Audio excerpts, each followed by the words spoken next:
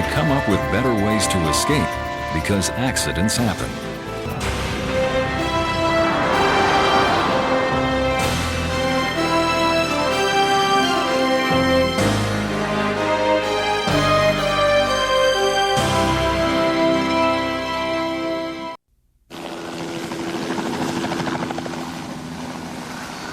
¿Qué necesitas, Larry? ¿En qué te puedo ayudar? Más de 100 personas mueren diariamente en accidentes automovilísticos. Este ocurrió en Memphis, Tennessee. Una ambulancia se va a llevar de aquí a este niño. Un instante fatídico y 3 personas quedaron al borde de la muerte. 2 de las víctimas no sobrevivieron su traslado al hospital.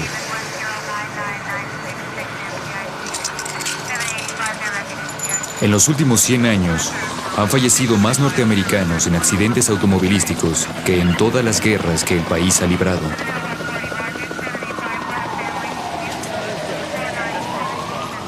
¿Podrá el hombre alguna vez sobrevivir a estos accidentes?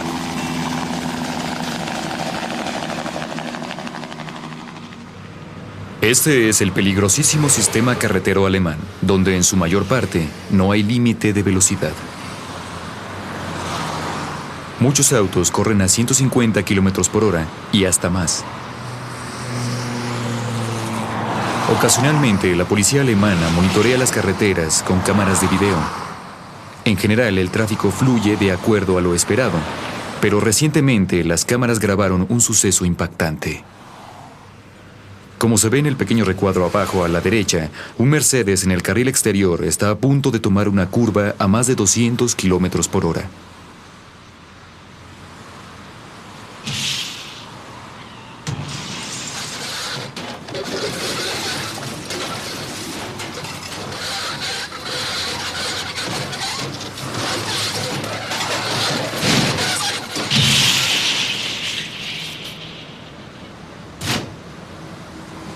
Reproduciendo el video, la policía pudo ver exactamente qué sucedió.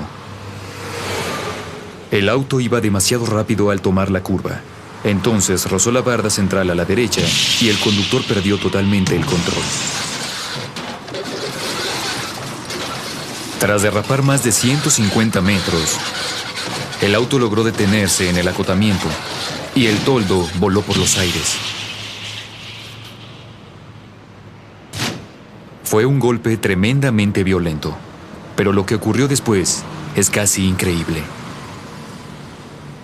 El conductor sale del Mercedes no solo vivo, sino totalmente ileso. Un hombre con suerte, sin duda, pero si sobrevivió fue también gracias a los adelantos de la ingeniería moderna. Si el conductor de ese vehículo tuvo suerte al sobrevivir a un accidente tan grave, fue por un nuevo dispositivo de seguridad incluido en este modelo. Como pueden ver, hay una barra semicircular en el toldo sumamente rígida, lo que garantiza cierta posibilidad de sobrevivir a un accidente. Cuando el auto gira al voltearse, un sensor ajusta la ubicación de la barra, creando un espacio entre la cabeza del chofer y el pavimento. Pero para que esto funcione es crucial el uso del cinturón de seguridad. Antes de la introducción de este tipo de barras, estos accidentes eran mortales.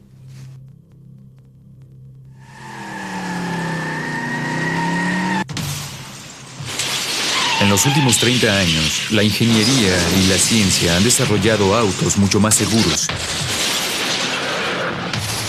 Actualmente no hay modelo nuevo que se ponga a la venta sin antes ser impactado experimentalmente contra muros, barreras y otros automóviles y debe cumplir con los estándares internacionales de seguridad. Pero no siempre fue así. La seguridad automotriz evolucionó muy lentamente a costa de millones de vidas.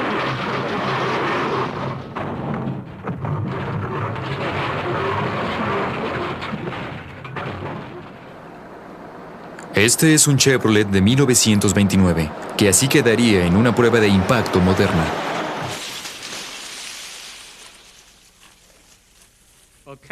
En aquella época eran demasiado frágiles. La estructura metálica era endeble y estaba armada sobre unos cuadros de madera. De ahí su fragilidad. Cuando se producía un choque serio, prácticamente se desintegraban. En esas cajas motorizadas solo se sobrevivía por azar, y desde luego porque se conducía mucho más lentamente que ahora.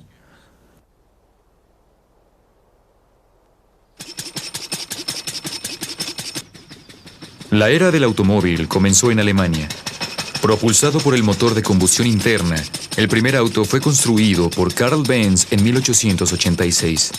Durante años, en Europa, el auto era considerado casi un juguete, pero solo para ricos.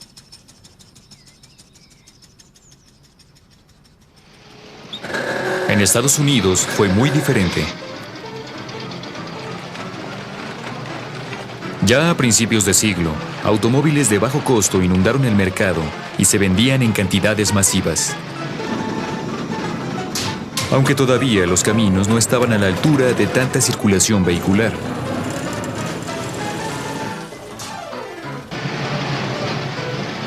Los automóviles se multiplicaron, pero también los accidentes. Para 1920, ya habían muerto 500.000 de personas en colisiones. Todavía no se culpaba al vehículo. Los accidentes se atribuían a la voluntad de Dios o a un mal conductor.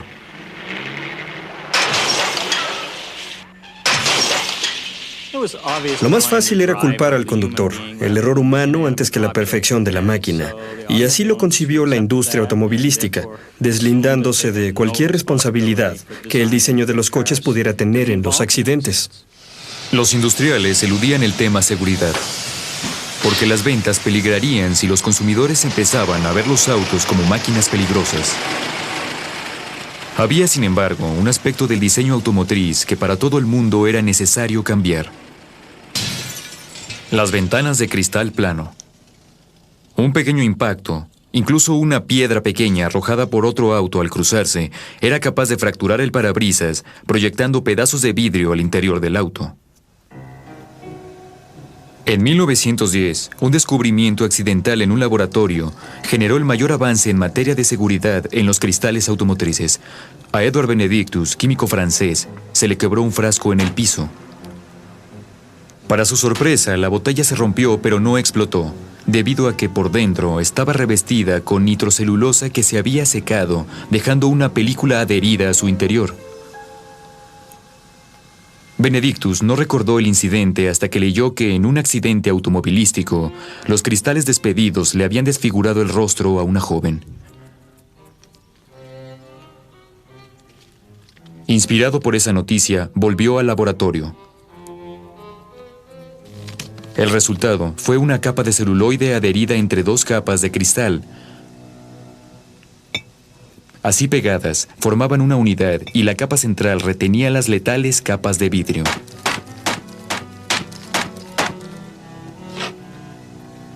Una variante mejorada se usó en las máscaras de gas durante la Primera Guerra Mundial, pero tuvieron que pasar 16 años y un grave accidente para que los autos incluyeran esos cristales de seguridad.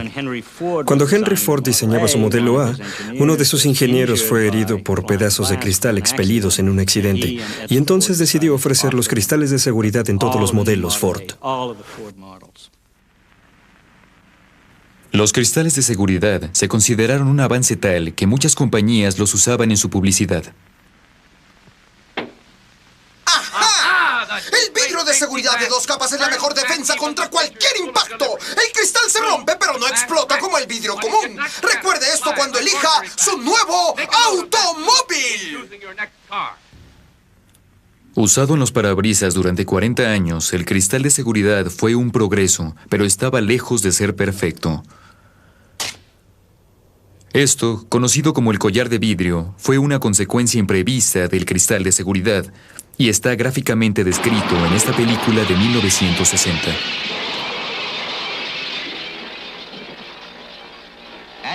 En impactos a 20 kilómetros por hora o más, el cristal se rompe abriendo un agujero circular donde una cabeza puede quedar atrapada. Los bordes del hoyo ceden y la cabeza lo atraviesa. Luego, el cristal se retrae en un efecto como de collar y detiene la cabeza. Cuando ocurre el movimiento de reacción hacia atrás, el flexible perímetro del hoyo se convierte en un arma de intensidad letal. El collar de vidrio causaba heridas en el cuello y la cabeza, e incluso decapitaciones. Se requería un cristal más resistente al impacto, pero no tan duro como para provocar serias contusiones en el cuello y el cerebro.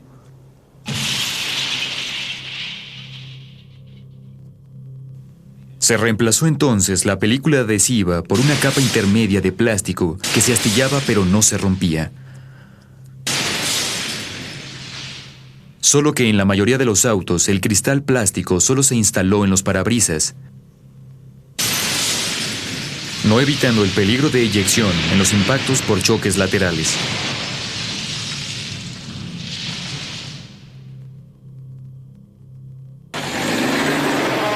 A mediados de los 20 había 22 millones de autos en los caminos de Estados Unidos.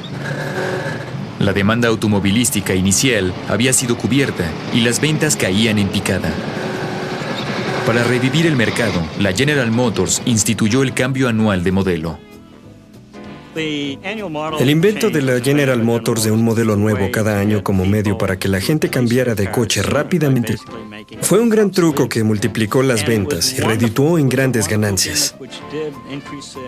La gente estaba encantada, pero se descuidó la seguridad. Al hacer énfasis en los cambios de línea y estilo, se invirtió más en aspectos estéticos y la seguridad quedó en segundo plano. Deslumbrada por la nueva estilización, la población compradora de autos ignoraba sus efectos en las carreteras. Accidente tras accidente, los automóviles cobraban decenas de miles de vidas cada año y herían a millones de personas. Fue un médico de Detroit el que advirtió claramente el drama. Clark Strait dedicaba la mayor parte de su labor como cirujano plástico a restaurar los rostros de las víctimas. Clark Strait fue el primer héroe de la seguridad automovilística. Fue el primero en reconocer que eran los coches los que dañaban a las personas. Un accidente podía ser casual, pero la colisión entre los pasajeros y las partes interiores del coche era la causa de las heridas. Aún en accidentes menores, resultaban heridas graves por los golpes del cuerpo contra los duros interiores del auto. Las perillas protuberantes solían lastimar ojos o fracturar tabiques nasales. Los tableros duros como rocas quebraban huesos o causaban heridas mayores. La nieta de Clark Strait, Janet Strait Husband. Al analizar la estructura de los autos, primero notó que el espejo retrovisor con su vidrio expuesto tenía filos peligrosos. Después, que el tablero de controles tenía una superficie pétrea y atribuyó al volante metálico la responsabilidad de muchas heridas de cuello e incluso, en ciertos casos, que la barra de metal que sostiene el volante llegaba a atravesar cuerpos de conductores. El Dr. Strait dio con una idea muy simple, pero que podía evitar esas terribles heridas. Era simplemente una cubierta de hule espuma. Mi padre la ha guardado tantos años porque le recuerda la época en que las usaba para manejar. Estaba ubicada sobre el tablero, sujetada por 2 tornillos, y protegía a los automovilistas contra las perillas, los controles y el vidrio. Y aunque era suave, tenía la suficiente firmeza como para proteger a los ocupantes de un auto. Clark Strait diseñó numerosas cubiertas para los diversos modelos y marcas e intentó comercializar su invento, mas nunca tuvo éxito en el mercado. Él llegó a hablar con Walter Chrysler y Preston Tucker para convencerlos de los cambios de diseño que eran necesarios para defender a sus pacientes, que eran justamente los automovilistas. El Dodge de 1937 fue un producto directo de las pláticas de Strait con Chrysler. Tenía un tablero acolchonado con las perillas humidas. El tablero fue elevado para evitar lesiones en las rodillas y la espalda de los asientos delanteros fue recubierta para proteger a los pasajeros de atrás. El Dodge de 1937 fue un gran avance, pero tuvo escasa influencia en el resto de la industria. La seguridad no era en esos años una prioridad. Las empresas automotrices no tenían departamentos de seguridad como tienen ahora. No había investigación científica básica. El único trabajo importante en esta área se debió a los esfuerzos de un solo hombre, Hugh DeHaven, quien durante 20 años se autofinanció su propia investigación en esta novedosa área. El interés de Hugh DeHaven empezó a raíz de un accidente aéreo durante la Primera Guerra Mundial. Se vio involucrado en una batalla aérea y ambos aviones fueron derribados. Sin embargo, mientras el otro piloto resultó ileso, DeHaven pasó meses en el hospital preguntándose por qué solo él había sufrido heridas tan graves. El tema se volvió la obsesión de DeHaven y de su amigo y colega, el coronel John Stapp. Hugh DeHaven inventó el arte y la ciencia de la investigación sobre colisiones. Y fue un auténtico fanático, para quien los verdaderos sacrilegios no eran los actos contra Dios, sino las fallas de las máquinas modernas y la negligencia de los hombres. CBS Televisión trae para ustedes... En 1954, 35 años después de su accidente aéreo, la CBS transmitió un documental sobre el trabajo de DeHaven en la Universidad Cornell. Esta es una de las carreteras norteamericanas donde cada año 35,000 automovilistas, y usted podría ser uno de ellos, tienen una Los cita con la científicos de muerte. Cornell estudiaron las fuerzas que lastiman el cuerpo humano. Para cuantificar datos, impactaban cabezas plásticas contra los tableros. La base del experimento es que la caída ocurra desde una posición. Y arrojaban maniquís contra las perillas de control. También estudiaron sucesos anómalos como la historia de Louis Zito, quien perdió el equilibrio mientras trabajaba en esta chimenea y cayó de una altura equivalente a 15 pisos. Fue suerte, pero también la ciencia tuvo mucho que ver con que Zito se salvara. Hugh DeHaven analizó la caída. En el caso del señor Luisito, que cayó de esa chimenea, se precipitó de una altura de casi 50 metros y alcanzó una velocidad de 90 kilómetros por hora aproximadamente, 93 para ser precisos. A esa velocidad, Zito debió haber muerto en el impacto. Y lo que intrigó a DeHaven fue por qué no falleció. La superficie contra la que cayó Zito no fue concreto, sino fue una montaña de escombro, misma que absorbió la energía del impacto. La fuerza de este se distribuyó en todo su cuerpo, no concentrándose en ningún área en particular y por eso no hubo heridas. La salvación de Zito probó que aún los impactos más fuertes pueden atenuarse con algún tipo de relleno. ¿Pero qué tipo de relleno? ¿Y cuánto? Probando diferentes materiales, el equipo de DeHaven empleó los objetos más frágiles que pudieron hallar y los arrojaron desde 5 metros de altura.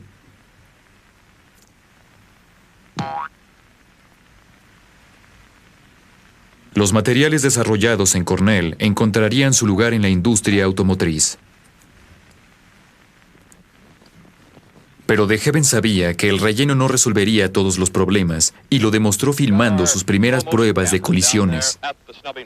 Ustedes están a punto de ver por primera vez qué le ocurre a un automovilista cuando a gran velocidad se impacta contra un objeto inmóvil.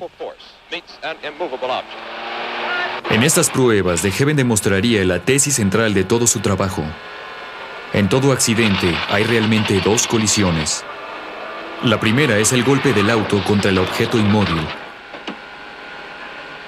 Veamos ahora el impacto en cámara lenta. Observen al individuo que va atrás. La segunda es el golpe de las personas que ocupan el vehículo contra el tablero, el parabrisas e incluso contra el asiento delantero. Quedó arrugado como un acordeón, ¿no? Sí, después de un choque quedan en posiciones muy raras. ¿Piensa que podría haber sobrevivido? Lo dudo. Su aspecto es terrible. El segundo golpe es el que hiere o mata. Y Hugh DeHaven descubrió el mejor modo de evitarlo, el cinturón de seguridad. Ahora verán el mismo impacto en cámara lenta, pero con los dummies esta vez amarrados. Observen de nuevo al dummy que va atrás. El ocupante queda fijo en su lugar, eludiendo la fuerza del impacto.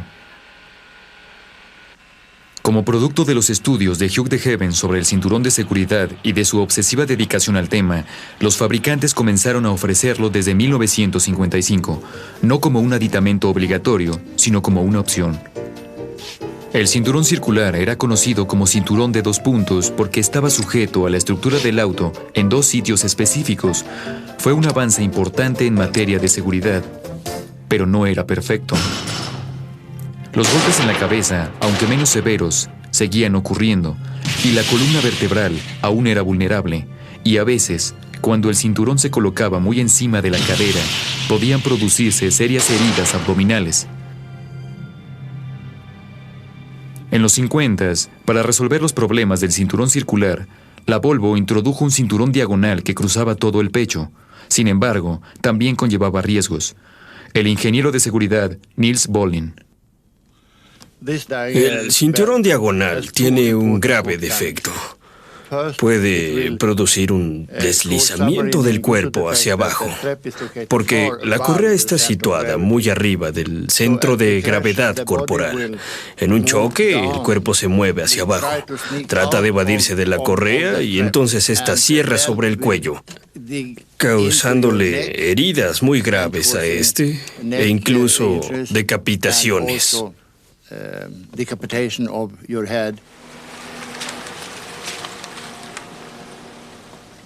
Niels Bohlin encontraría una solución, simple pero efectiva. Lo demostró usando la misma prueba que DeHaven empleara años atrás. Primero, sin cinturón. El cuerpo humano es tan frágil como un huevo. Así que veamos lo que le pasa a un huevo en un impacto. ¿Estamos listos? Ahora quisiera mostrarles cómo salvar al huevo de un impacto. Siento que el huevo está feliz porque sabe que será amarrado con un cinturón cintura-hombro de 3 puntos. El cinturón de 3 puntos funcionaba porque amarraba las 2 partes más fuertes del cuerpo, la cadera y el pecho, con una sola correa asegurada al cuadro automotriz por 3 conexiones. 1, 2, 3. Niels Bohlin posee la patente del invento disponible sin exclusividad para cualquier empresa automotriz. La primera en instalarlo fue Volvo en 1959, pero a las compañías americanas les tomó una década aceptarlo. Ese mismo año, Bela Berengi, un ingeniero de la Mercedes, elaboró un concepto enteramente nuevo en seguridad, que vino a cambiar el propio diseño de los autos. Antes de Berengi, todos creían que un coche era más seguro cuanto más rígido fuera. Pero tal estructura era fatal para los pasajeros porque todas las fuerzas del impacto se concentraban en el interior del auto.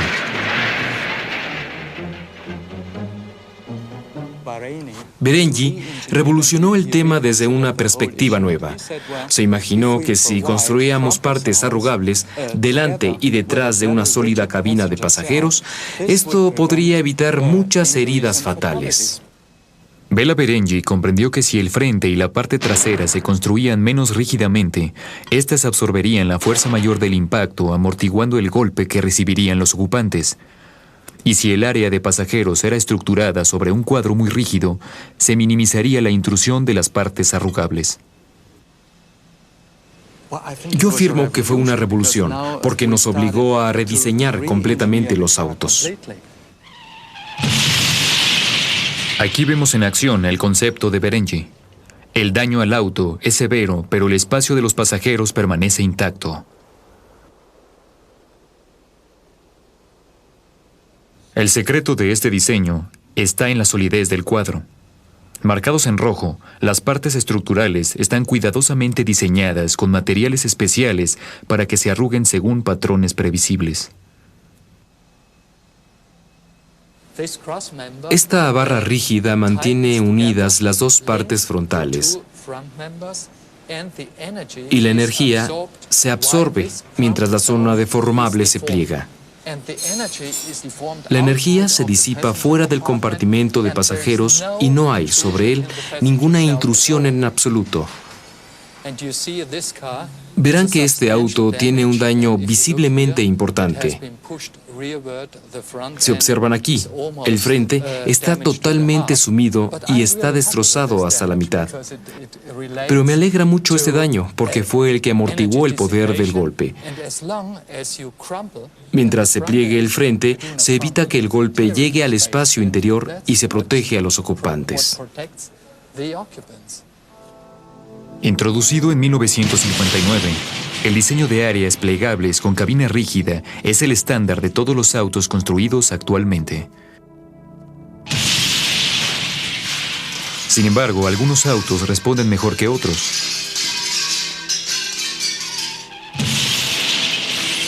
La única forma de determinar si un auto cumple con los requisitos de seguridad es impactándolo y ver qué tipo de heridas sufren sus ocupantes.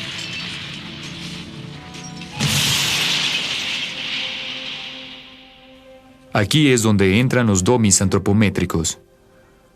A un costo de $100,000 cada uno, los dummies son tan caros como técnicamente complejos.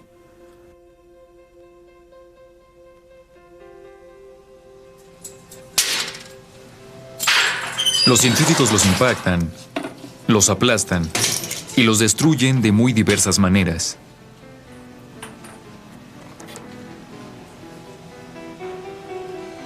Cada parte de su cuerpo se hace separadamente y se diseña tan similar al cuerpo humano como es posible. A la piel de plástico se le dará forma en un molde. Esta se convertirá en una rodilla. Aquí se moldea también una capa muscular subcutánea y todas las partes del cuerpo del dummy pesan lo mismo que sus similares humanas en una persona del mismo tamaño. La piel se adhiere a huesos de acero con articulaciones que se mueven igual que las humanas.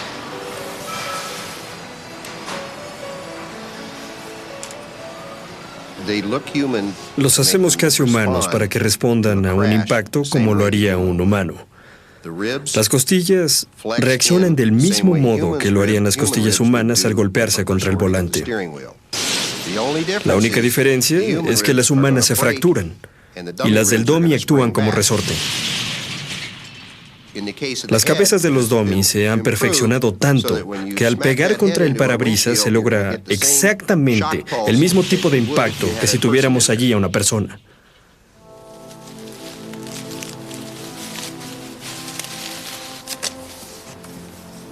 Cada empresa automotriz tiene su propia colección de dummies. Hombres corpulentos, mujeres menudas y niños de todos los tamaños.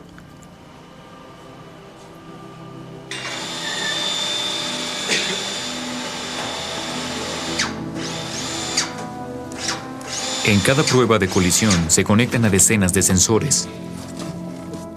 Los cables que vienen de cada parte del dummy alimentan de información a varias computadoras.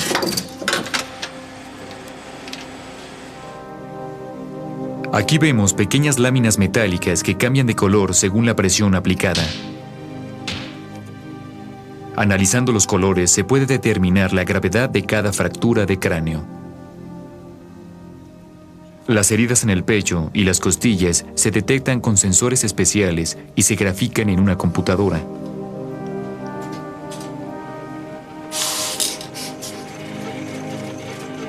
Cada área corporal susceptible de herirse es medida, desde la deformación cervical hasta la flexión de los codos. Los dummies no sienten dolor como nosotros, pero pueden, sin embargo, medirlo de manera totalmente confiable. Llevó medio siglo desarrollar dummies humanoides como los actuales. En 1950 todavía no eran más que maniquíes. Uno de los científicos pioneros en el desarrollo de dummies fue el coronel John Stapp. Como médico de la Fuerza Aérea, Stapp se sometió a los efectos de las altas velocidades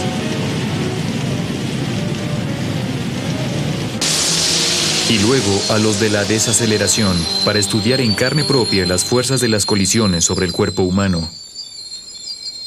Su trabajo inicial fue investigación aeronáutica, pero tuvo aplicaciones universales. Yo operaba según parámetros militares, pero todo el conocimiento que adquiríamos en la experimentación del campo sobre la tolerancia del cuerpo humano pudo aplicarse a los mecanismos de protección en cualquier clase de vehículos. Algunas pruebas eran demasiado riesgosas aún para Stab. Entonces usó cadáveres y animales anestesiados. Los experimentos con animales serían mal vistos hoy día, pero salvaron muchas vidas. Cuando la Ford decidió usar rayos maleables en sus volantes, colocamos a un cerdo para que los ingenieros vieran qué pasaba. Y lo que se ve en esta imagen, tomada a 1500 cuadros por segundo, es como el aro del volante presiona el abdomen del cerdo y lo empuja hasta tocar la columna vertebral. Ford nunca fabricó este tipo de volantes. Con la información colectada, Stab estableció estadísticamente los primeros estándares para dummies antropométricos, haciendo innecesarias las pruebas con animales y voluntarios humanos. No se puede tomar a un humano y hacer 1000 experimentos con él en 6 u 8 semanas para llegar a una conclusión definitiva sobre determinada parte de un auto. Pero con un dummy se consigue todo, menos el grito de dolor o el reporte verbal subjetivo.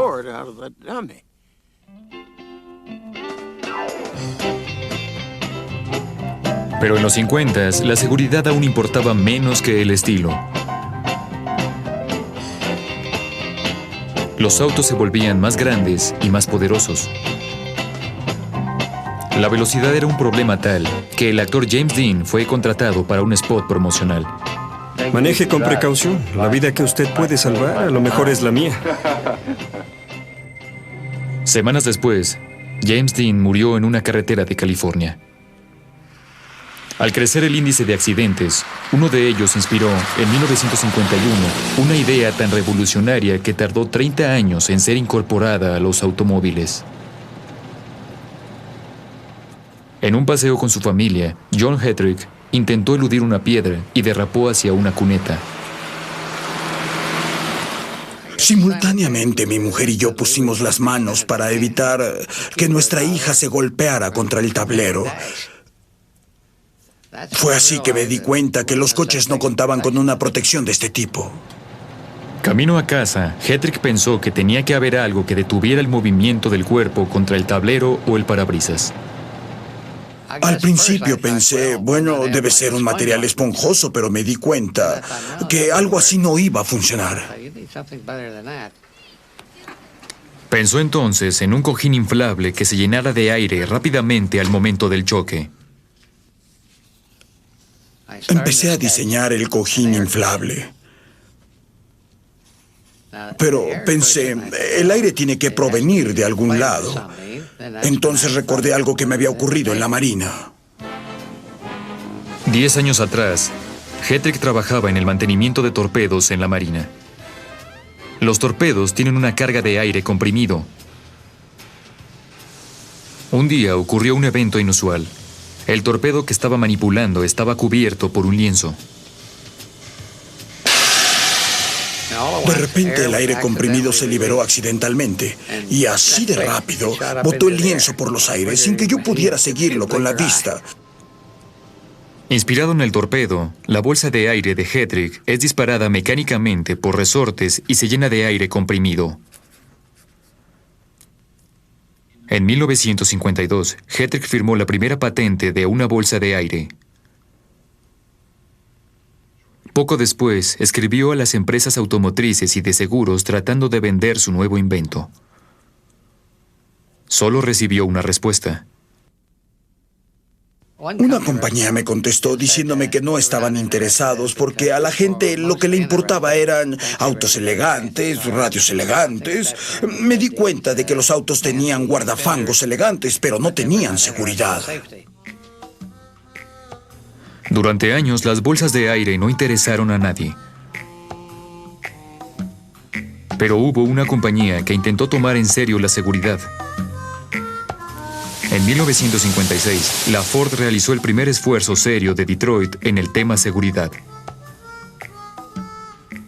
Conozcan a uno de los hombres más ocupados de la ciudad. Él es un vendedor de Ford 56. No solo vendo Fords, vendo seguridad, como este nuevo volante salvavidas montado sobre una barra colchada que actúa como un cojín defensivo frente a cualquier impacto. El modelo Ford, bautizado como el diseño salvavidas, incluía un tablero acolchonado, protecciones contra el sol y seguros en las puertas. Y la empresa gastó millones promoviéndolo. El problema fue que nadie quería comprarlo. Irónicamente, el Ford 56 fue un retroceso en seguridad automotriz, porque generó el mito de que la seguridad no vendía. Así que la industria entera puso el énfasis en el estilo y la potencia, cuando en realidad no era culpa de la seguridad, sino de la competencia entre Ford y Chevrolet. Y fue Chevrolet quien hizo un mejor trabajo publicitario ese año. La estilización vendía. Y en 1960, este auto capturó la atención del público. El nuevo Corvair deportivo era excitante y fue un éxito instantáneo. Si usted, como todo el mundo que se interesa en el Corvair, quiere verlo en acción, observe lo que hace en carretera. 6 años después, el Corvair golpeó a la industria automotriz en pleno corazón, gracias a un joven abogado de nombre Ralph Nader. Si General Motors quiere saber por qué yo he pasado una cantidad inusual de tiempo a bordo de un Corvair, le digo que es porque el Corvair es un auto inusualmente peligroso. El libro de Nader, Riesgoso a cualquier velocidad, expuso diversas fallas en el diseño del Corvair, incluida la ubicación del motor en la parte trasera, lo que creaba inestabilidad, causante eventualmente de pérdida de control en las curvas y posibles volteaduras. El incidente Nader fue un punto de inflexión clave en la historia de la seguridad automotriz porque, número 1, le abrió los ojos a la gente convenciéndola de que los coches eran un peligro, y número 2, provocó que el gobierno federal se decidiera a regular la industria del automóvil. En 1966, el presidente Johnson creó la Agencia Nacional de Seguridad para el Transporte, misma que estableció regulaciones de seguridad para todas las empresas automotrices. Desde entonces, la seguridad fue obligatoria. Ya no era un asunto de especulación o competencia, era obligatoria. El cinturón de seguridad se volvió obligatorio, pero que la gente lo usara era otra cosa.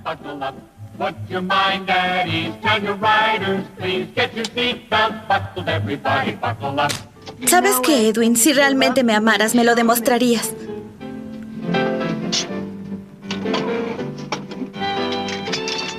Ay, Edwin.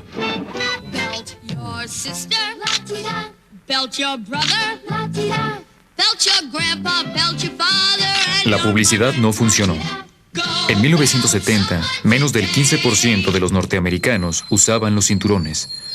El gobierno buscó una solución tecnológica, un mecanismo que mantuviera al pasajero ligado a su asiento, lo quisiera o no. El desafío para desarrollar la bolsa de aire fue asumido por todas las empresas. Fue un paso radical porque llenar de aire las bolsas implicaba una cierta violencia. Se usaron explosivos para generar el gas necesario para inflar las bolsas.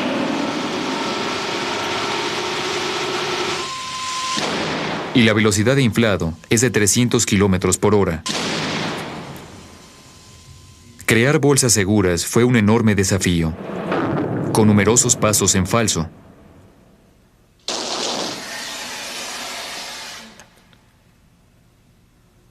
Los ingenieros debían determinar el tamaño de la bolsa, los materiales más adecuados y cómo inflarla a 30 milisegundos después del impacto sin que llegara a explotar.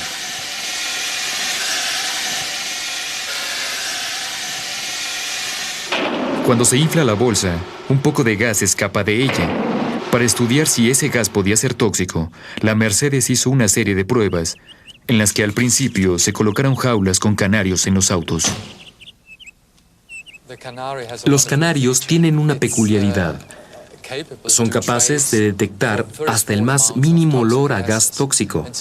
Y por ello pusimos canarios en la cabina de pasajeros. Porque cada vez que olían un gas tóxico, así fuera mínimo, manifestaban agitación y nerviosismo. Los canarios no fueron dañados por el gas. aunque les desagradaba el estruendo que hacían las bolsas al inflarse. En realidad, también se realizaron pruebas con personas para detectar si esas explosiones afectaban el oído humano. La Mercedes fue la primera empresa en incluir las bolsas en el equipamiento estándar de sus autos en 1980. 8 años después, las bolsas eran obligatorias en Estados Unidos para todos los autos. Y a ella se debe el haber salvado miles de vidas. Pero un lado oscuro de las bolsas de aire pronto emergería. Íbamos en un Dodge Caravan 95 que yo había comprado hacía 3 semanas. Mis 2 hijos, Matthew y David, iban sentados atrás, y Allison, mi hija, iba adelante junto a mí.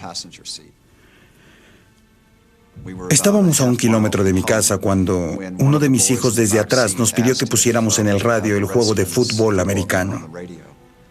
Allison dijo, enseguida, yo lo pongo, y se quitó la correa de sus hombros para inclinarse hacia adelante y encontrar el juego en el radio. Yo le dije, siéntate bien, déjame que yo lo haga. Cuando levanté la vista, vi que el semáforo se ponía en rojo y frené de golpe. Pero no pude evitar pasarme ligeramente el alto y golpear el costado de una van que estaba parada en la esquina esperando su turno. Al impactarnos, el auto iba a menos de 15 kilómetros por hora y el daño fue mínimo. Sin embargo, las bolsas de aire se accionaron. A los niños de atrás no les pasó nada, pero Allison quedó inconsciente. Le grité, Allison. Yo estaba aturdido y no podía entender qué era lo que estaba pasando. En el hospital, Rob se enteró que Allison había sufrido una grave herida en la cabeza que podía derivar en muerte cerebral. Yo me sentía como en una pesadilla. Lo único que atinaba a hacer era gritar y gritar.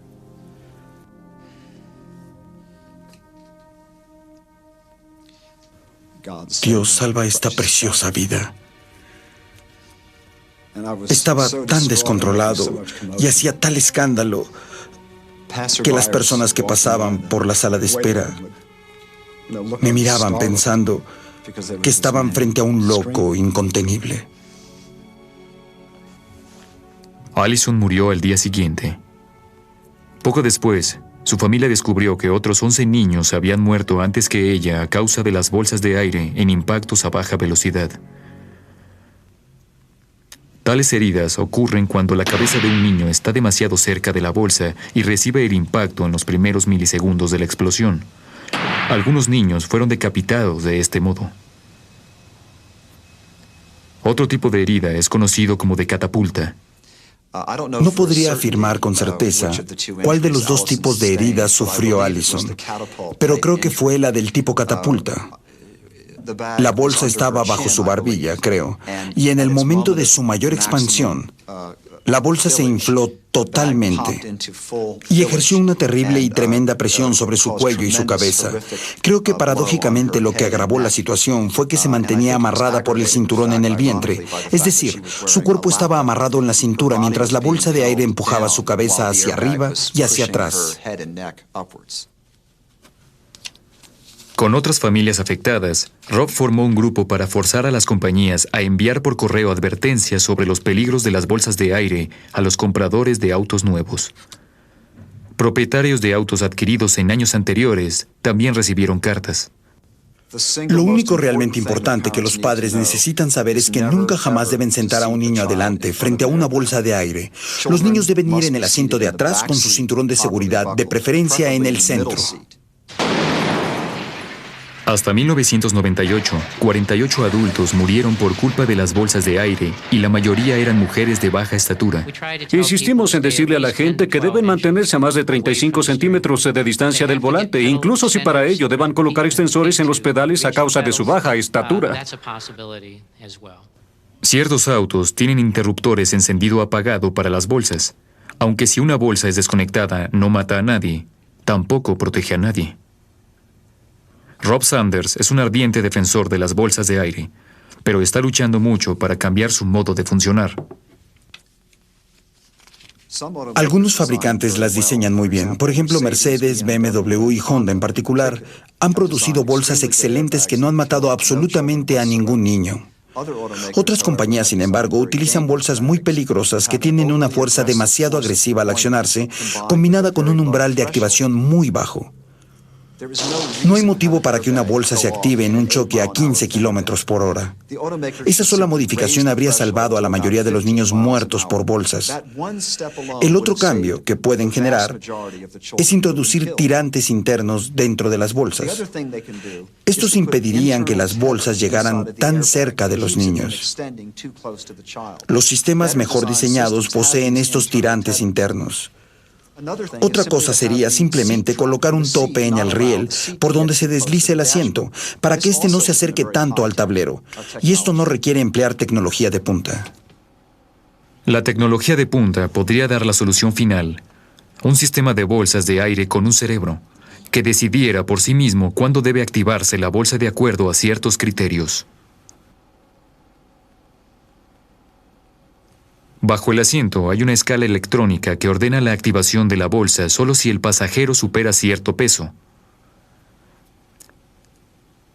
En el tablero hay un sensor de ultrasonido que determina el tamaño y la posición de la persona en el asiento. En el corazón del sistema, una computadora. Necesitamos conocer la fuerza del impacto, el tamaño del pasajero, si éste está ubicado demasiado cerca de la bolsa o alejado de ella, si está usando cinturón o no. Y en base a esa información se activará una bolsa suave o una bolsa dura ultra rápida, o no se activará nada. Estas nuevas bolsas son similares a las actuales, pero pueden funcionar a dos velocidades distintas. Este es el módulo de la bolsa. Está diseñado con un solo recipiente que contiene el gas que la llenará. Arriba tiene dos disparadores. En un accidente menor, solo detona uno de los disparadores y la bolsa se infla parcial y suavemente. En un choque a alta velocidad, detonan ambos disparadores y la bolsa se infla completamente. La tercera opción es que la bolsa no se active. Cuando es un niño quien está frente a la bolsa, los sensores reconocen esta situación de riesgo e impiden que la bolsa funcione. Faltan muchos años para que los autos lleven estas bolsas inteligentes. Por ahora seguirá vigente un sistema que protege a la mayoría, pero es letal para muchos.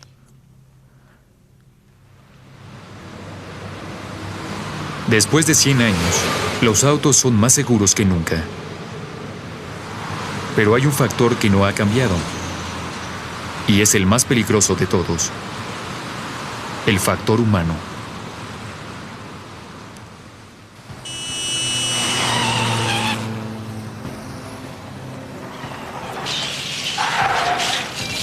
Cada año mueren 40,000 norteamericanos en accidentes automovilísticos. El 90% son causados por errores humanos. Una solución sería quitar definitivamente al ser humano del asiento del conductor. Casi todos nos consideramos muy buenos conductores, pero somos humanos, cometemos errores, y esos errores causan heridos y muertos. Una computadora no se queda dormida, una computadora no se enoja, ni se emborracha, ni se distrae. Y una computadora puede manejar un auto. Este pelotón de automóviles está totalmente controlado por computadora. Los autos circulan a 90 kilómetros por hora, separados 7 metros entre sí.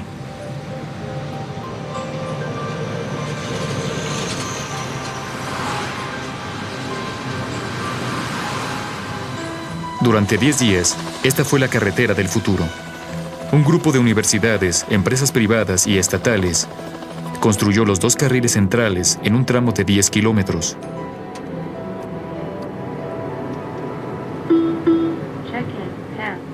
Un paseo por la carretera automatizada comienza cuando el auto se libera del ser humano. Control de velocidad, encendido.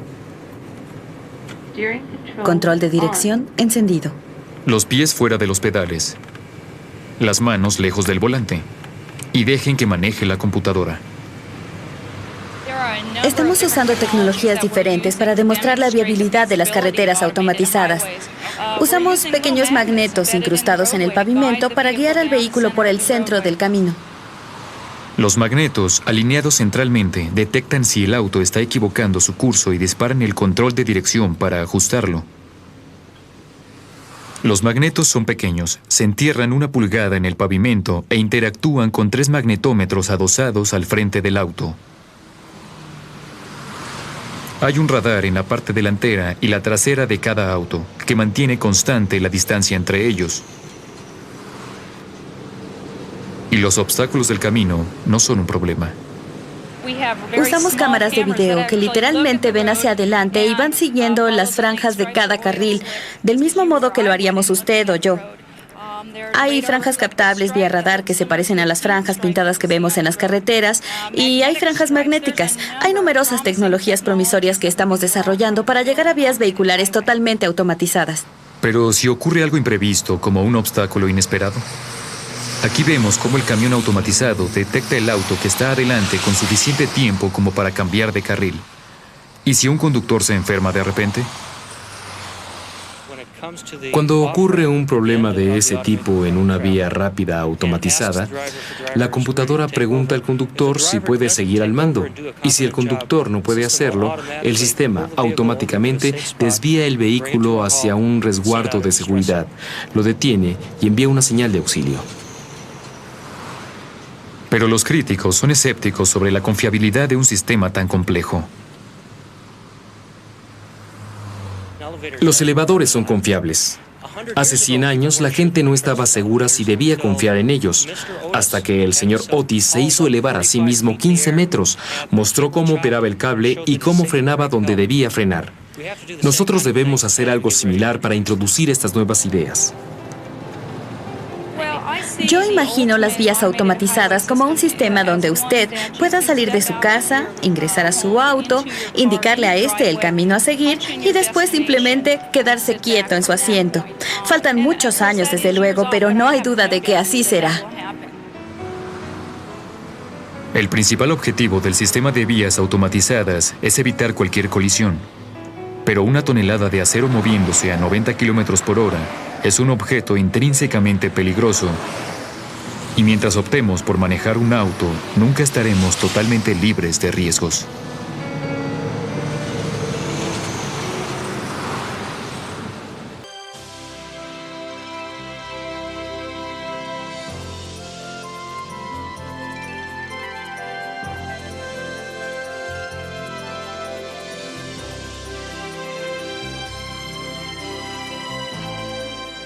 The Escape Set is available on home video cassette for $49.95 plus shipping and handling. To order, call 1-800-255-9424.